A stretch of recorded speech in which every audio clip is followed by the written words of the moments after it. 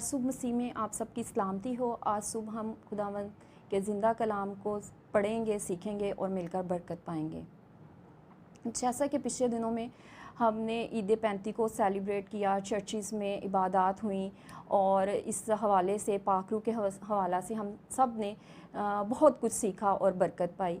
अजीज़ों, आज सुबह भी हम पाकरू के हवाला से सीखेंगे कि उस दिन क्या हुआ था, पाकरू जब आया था तो उसका क्या काम था और पाकरू के आने के बाद जो है वो अब इस दुनिया में क्या काम ले रहा है। हम देखेंगे अमाल की किताब उसका 2 बाब 4 आयत में क्या लिखा हुआ है। खुदावंद का कलाम यूँ बयान करता है, और वो सब रूल कुछ से भर गए और गैर ज़ुबानें बोलने लगे, जिस तरह रूह ने उन्हें बोलने की ताकत बख्शी थी।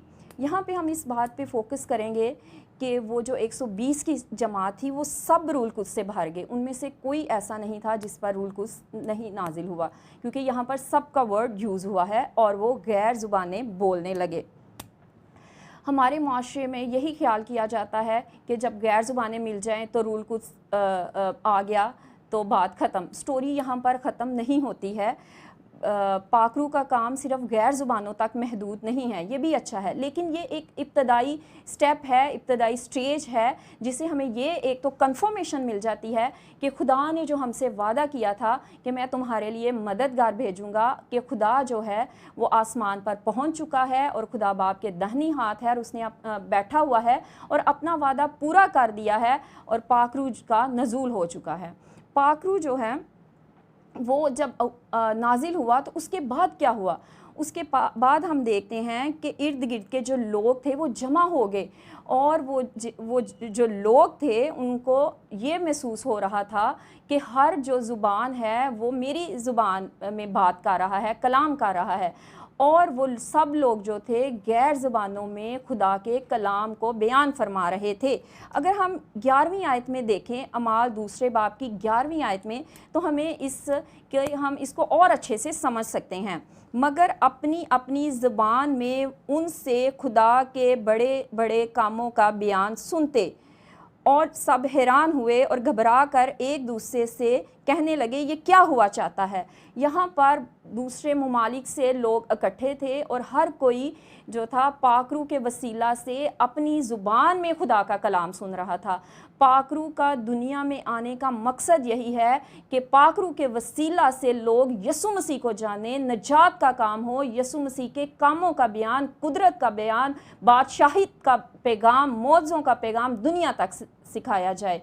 और वो जो शागिर्द थे वो डरे हुए, सहमे हुए थे, वो भी दलेर हो गए और जो थी पूरी दुनिया की, पूरे इलाके का वो मरकज़ बन गए, सेंट्रल बन गए। पाकरू जब आता है तो खुदा के लोग जो होते हैं रूल कुछ के वसीला से मरकज़ बन जाते हैं, सबकी निगाहें उनकी तरफ लग जाती हैं और उनके पास, पाकरू से भरे हुए लोगों के पास खुदा का बातें बयान करने के लिए बहुत कुछ होता है, जिसके वसीला से वो खुदा की बादशाहत में शामिल हो जाते हैं और खुदा की बादशाहत के लिए काम करते हैं।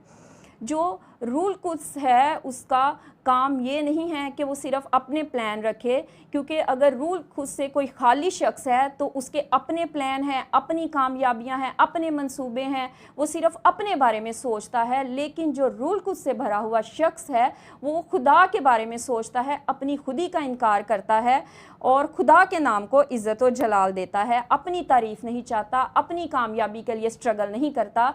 उसका काम सिर्फ खुदावन यसु मसीह के कामों का बयान करना होता है और रूल कुछ का भी यही काम है।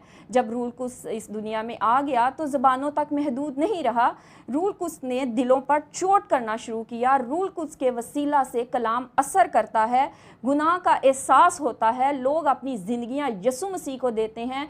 इसी वजह से जब पतरस ने रूल कुछ से भरकर वाज किया तो पहली दफ़ा में ही जो थे 3000 लोगों ने खुदावन यसु मसीह को कबूल कर लिया और ये फसल की कटाई का सीज़न शुरू हो गया।